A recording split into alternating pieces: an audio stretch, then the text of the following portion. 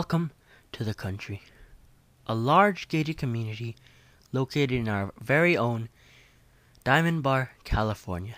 This city within a city is located primarily on the rolling hills of South Diamond Bar. This gated community also takes decent security precautions, as there are actual security guards stationed at each of the two gates. There is one gate in Shadow Canyon, close to Diamond Bar High School, and one on top of Grand Avenue.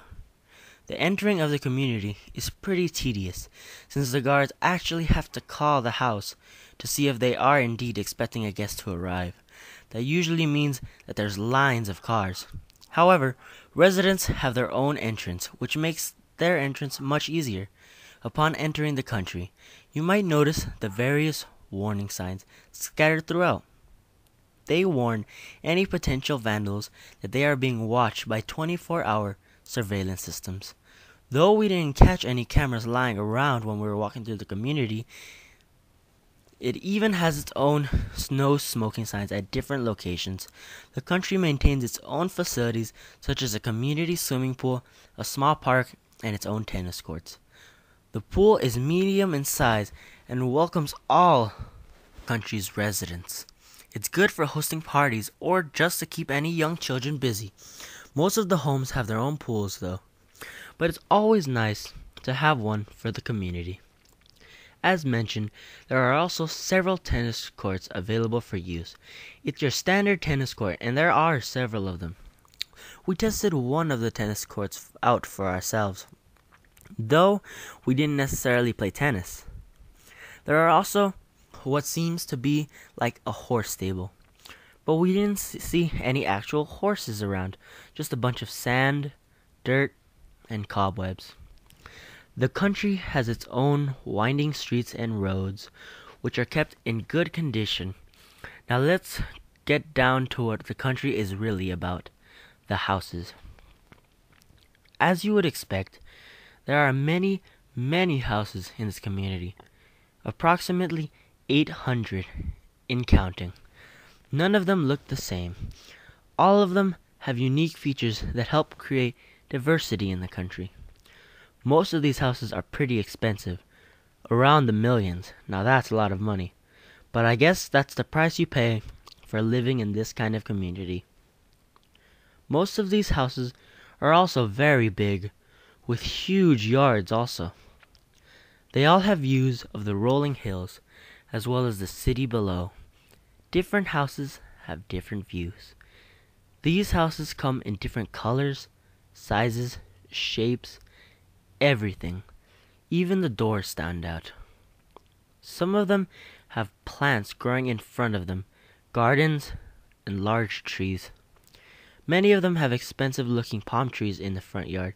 Some of the houses have fences surrounding them, and other houses really stood out with their unique appearance.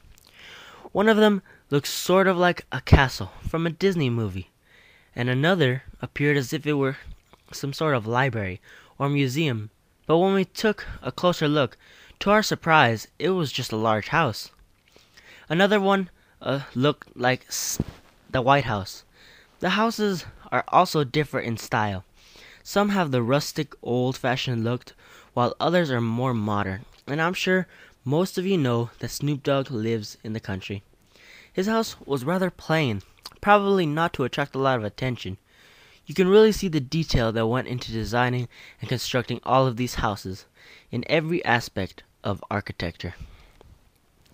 The roofs, the driveways, the entrances, the windows. We were actually lucky enough to be able to take a tour in one of these houses. A house that was actually designed by its owner. It was a modern type of house, with an elegant, sleek spiral staircase. It had multiple floors, about 5, including the basement. Artwork was hanging from the walls to enhance the ambience. The dining room was nice, a little plain, but unique. The exterior of the house was very interesting.